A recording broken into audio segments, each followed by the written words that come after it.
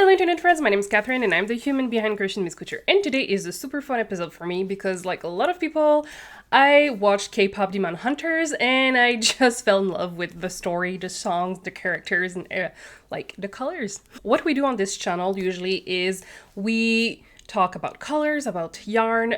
We do a lot of dyeing and hand dyed yarn. And today what we're going to do is we're going to do a color, actually two colors, inspired by Kpop Demon Hunters. So I really like the tiger character and he's just the cutest little thing. So I have two favorite characters. The tiger and Zoe are my favorites. However, today we're going to be working with the tiger and Rumi because I kind of really like the connection that those two characters have together. Like the little messaging with the tongue. I just think it's adorable. So we're going to be trying to create a sock set that will be available on my website as dyed to order if you are interested. You will be able to grab either single skeins of each colors or a sock set for the tiger and Rumi. So without further ado, let's get into this. So here I really wanted to show you my mood board and color inspiration for the sock sets, and you will be able to see that the color I picked were very close to those colors. So what I did is I grabbed my little pipette tool on my Milatone mood board. So with that, I was able to go and select exactly the shades of blue and the shade of the purple I was going for the tiger and Rumi. So I can have a better idea of where I'm going with. Sometimes I can just work through my brain, but sometimes I like to have an actual mood board to select my dyes and try to find the perfect shades from there. So here's that. Hello friends, so as you've seen in the title, I'm doing some Kpop Demon Hunters inspired colors. So today we're going to be working on the tiger because I just love that stupid little tiger. He's so cute and adorable. I just love him. And since he seems to have a nice and sweet connection to Rumi, we're going to do a mini skeins color because I'm trying to do a sock set for now, and we're probably going to put them not for a pre-order or anything, but die to order for a little bit. So if you're interested, I will most likely have the listing up at the time of posting this video. So you will be able to grab yourself either full skeins of both colors we're going to be working on today, or the sock set if you're interested by that. So what I'm going to do is I'm going to cut at some point and show you the color inspiration in the color palette, and that way you'll be able to understand why I chose these specific colors. Whoopie-doo, this is gone. So here we have three colors. I'm going to be using Caribbean blue. We're going to be also using bright aqua and frozen blue as three colors that we're going to be using in the pan, and I'm going to be speckling with midnight blue because this is kind of a tiger with like those little cheetah print as well. So the speckling is for this is the inspiration, and we're also going to be swatching 4 different purple to represent Rumi, because I'm not exactly sure where I'm leaning towards when it comes to those ones. So this is why we're doing it that way. So the first thing we're going to do is doing our stock solutions. So we're going to do that now. And I just realized how many times I've said so. So that's fun. Haha. So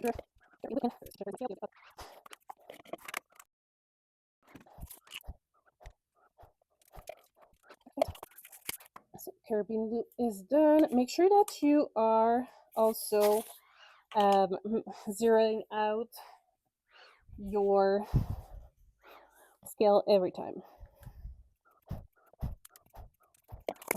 And I'm not doing 1% stock solution color because we all know how potent those colors are. So I just want to avoid having too much. It's easier to add later colors than it is to remove colors. So I'm just going on the safe side of things here. So this, and we're going to be adding our. Okay, so we've done those ones. Now we're going to be doing the swatch for all the colors that I think could fit potentially Rumi. Okay, so this one is my royal purple. And I'm swatching 3 different colors because I'm very unsure where I want to go with this one.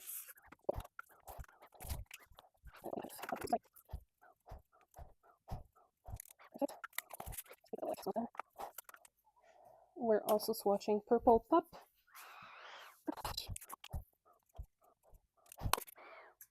And now we're going to be swatching Hyacinth as well. Okay, so we no longer need this. We're going to be adding the water in our little jars. Perfect. So now I can remove my respirator. Okay, so we're going to move this thing here. I need this here. I will need to.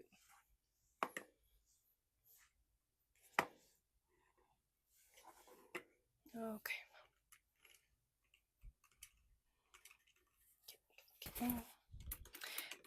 So one of the reason I'm trying to, I've swatched the Purple Pup is because it has a tendency to split. And sometimes you can see like undertones of pink in Rumi's hair through the movie. So this is why I'm just wondering. I'll show you crude swatches too. So we all know, so this is more on the purple blue than like purple pink. So this is what I mean, but because you can see that there's a little bit of split with the pink here. So this is why I feel like the Purple Pup might be the best choice for her hair. This royal purple seems too dark. And we might have a winner with the lilac, but I still feel like Purple Pup will probably be our winner in this situation. But first thing we're going to do is we're going to go in the pan with the tiger, and that way we'll do this after. Okay, so let's get into the pan for the tiger. So I just added some citric acid. It's roughly 2 teaspoons of citric acid that I just added. Here I am adding 2 cups of tap water. I usually do 1 cup of tap water per skeins of yarn. So when I'm doing low immersion. And the reason I'm doing low immersion is that way we can have enough like space to work with to incorporate multiple colors. So we're starting with the Caribbean blue. I'm going to grab my gloves before I forget.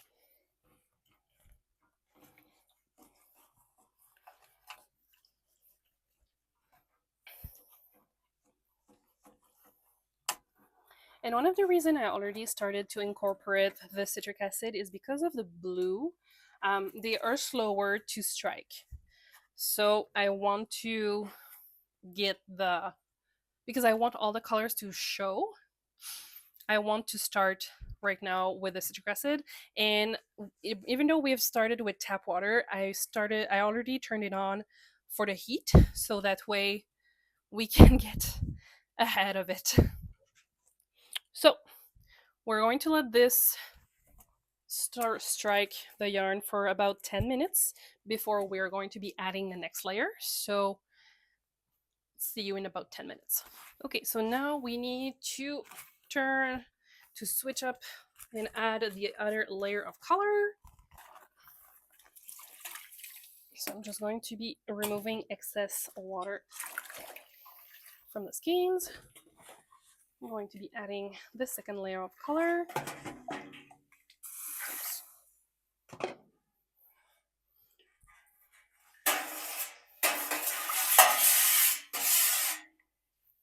There we go.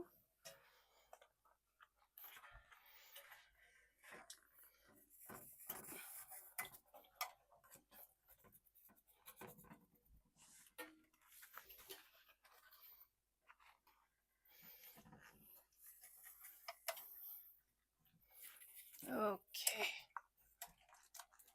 So we're going to do the same thing. It's going to be another 15 minutes. Well, more like 10 minutes. And then we'll be back for the third layer. Okay, so I know that usually I use mason jar. It's just that I don't have any mason jars that are free at the moment. So I'm just going to be using those. And when I have my my burners open, I'll be able to just put it on the burners and it's going to be fantastic. So we're going to do it that way today.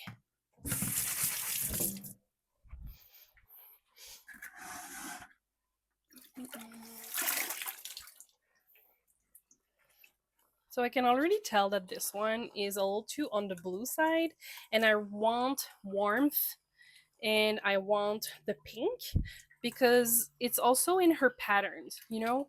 We want to try to also incorporate the idea of her patterns, which is about an important part of herself. So I feel like this one is going to be too on the bluer, colder side. And that's why I'm swatching. Okay, so it might be... So with the purple pop, we will need to add the citric acid, which we don't have at the moment in here. And we're going to need to incorporate the heat to have the final color. So you can see how pink it is right now, which is good. But I don't want it to be too like saturated either.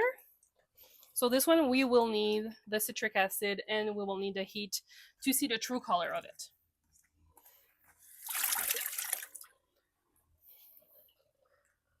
But I also really like the royal purple. I just don't know if it's where I want to go. Because like I mentioned many times, I want the pink undertone to be also a little prominent because I feel like it's important.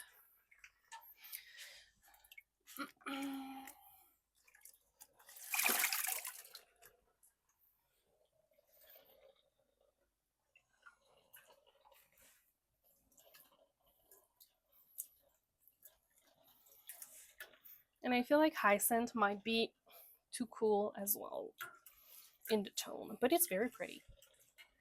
I like it. Okay, so when I have my burner open, I'll be able to just put them on my burner and we'll be cooking them. Okay, let's add our third layer of color.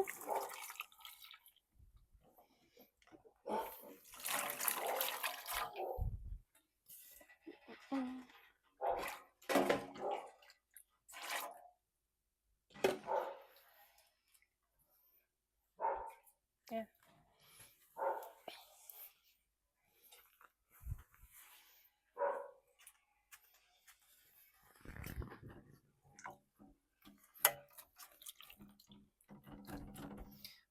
Skein in.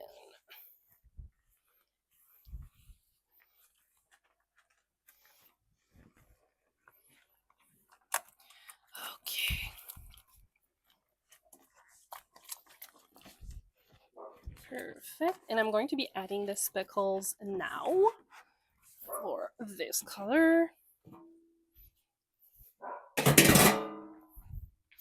But before I do add the speckles, I'm just going to quickly grab my respirator because we only have one pair of lungs and it's important to take care of them. So please don't breathe in the dry powder.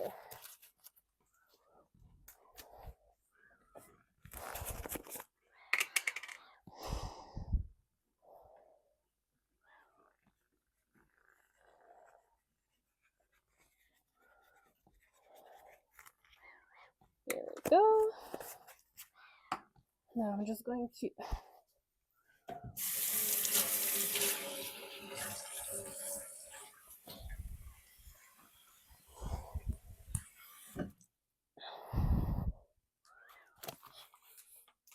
So now that we have the last color in the pan, what we're going to do is we're going to start our 30 minutes of cooking. And in 30 minutes, we'll come back to see if there's any color left in the dye bath. If there is any color, we can see if we want to let it another 10 to 15 minutes on the stove. However, no longer than 45 minutes do we want it on the stove. After the 45 minutes, you can start compromising the integrity of the yarn, which we don't want. So we'll see in 30 minutes what it looks like. And from there, we'll see if we turn off the heat or if we are going to keep it a little longer on there. Okay, so we'll see you in 30 minutes. Okay.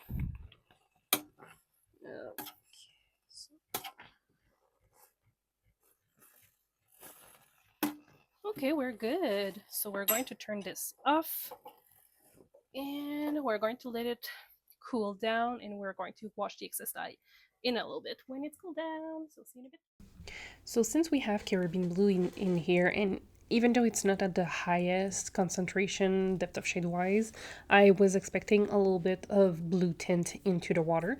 I'm finding very unfortunate that I forgot to film when I washed the second color of mini skeins that I chose with the purple pup, because there was quite a bit of pink in the bath, and this is normal because there is neon pigment. It's the same thing with the tiger. Since we have frozen blue in there as well, there will be more unfortunately there will be more work to be done to remove excess dyes. It's just the nature of the pigments. Yeah, so unfortunately this is what happens. What I'm going to do after that is I'm going to put them into the spin dryer and let them dry overnight, and after that I'm going to carry on with the mini skeins so we can go and see what's going on with those.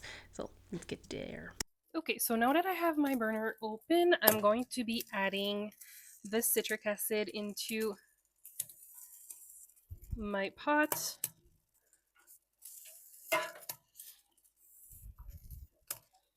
So I think this is going to be too dark, but I kind of like the color.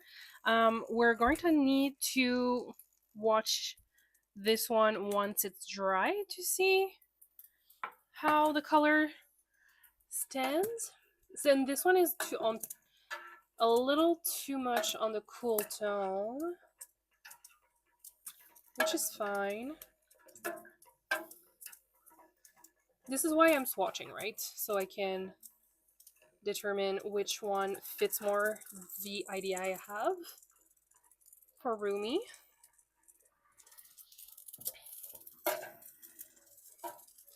This one here. And I really like the purple pop. So I'm wondering, I don't know if it's going to be a winner. We'll have to compare it with this one. Because, you know, we swatched to see. Okay. And this is definitely too blue. I really like the color, but it's way too blue for what I want to do. So we'll see when it's dry. Because reminder that this is for the purple pup, and this is the effect that can happen sometimes when there is some split, when the color is breaking. So I just added the citric acid. I didn't add any acid yet. So we've turned on the heat as well. Once we've reached the right temperature, which is between 85 to 95 Celsius, we will be counting 30 minutes to let it cook. And don't forget, and just also a friendly reminder that all utensils used during the dye process, any containers or anything that might touch the dye, is dedicated for dyeing yarn. We do not use it for our cooking at home or anything. And like, I try to keep my dyeing station separate from the rest of the house, so this is why I'm located in my basement, just so we can ensure that there is no cross-contamination with the food because we don't want to ingest that. So I will see you probably in a half an hour because we're getting to the temperature rather quickly. Okay, so see you in about half an hour. Okay. Alright, so that's good. That's good. That's good. That's purple papaya. There will always be color left with purple pup. So we're going to turn off the heat and I'm going to let them completely cool before washing off the excess dyes. So we'll see you in a little bit. And here's the final result of the Tiger and Rumi inspired colorways. I am so excited to show it to you. So when it came to the color for Rumi's hair, what I noticed is this one is too much on the cool side and I wanted something warm undertone. This one was too blue, which is fine. This one I really like, but what I was looking for was this pink undertone to represent like the reflection in her hair and also to kind of remember, like do a tie-in with her patterns on her skin when we can see her demon side. And this one was slightly too pink. I still really like that color. It is, however, way too pink for what we did. So unfortunately I didn't film this because I was very tired and I kind of forgot to film. I took this formula with the purple pup and I just added a tiny bit of true black and I got exactly the color I pictured in my mind when it comes to Rumi's hair. So you can see that we have a very nice matching set for a sock set or whatever you want to do. I'll make it available for dye to order on the website. So if you're interested, you're more than welcome to go grab a few skeins. I do ship to the US, so there's that, if you were wondering.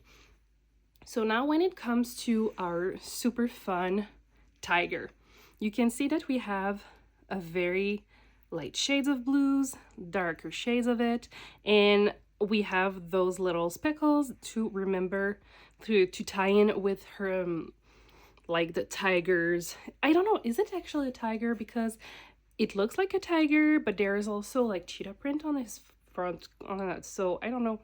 So yeah, so I think I did a pretty good job to represent the color scheme of the tiger and I'm very excited about it. So I hope that you've enjoyed my process and enjoyed the video. If you did, let me a comment to let me know.